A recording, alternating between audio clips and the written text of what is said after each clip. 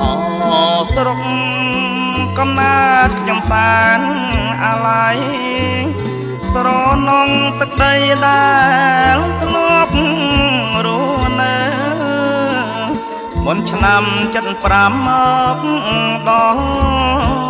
ឥឡូវខ្ញុំឃ្លាតអ្នកទៅចោលម្ដាយចោរី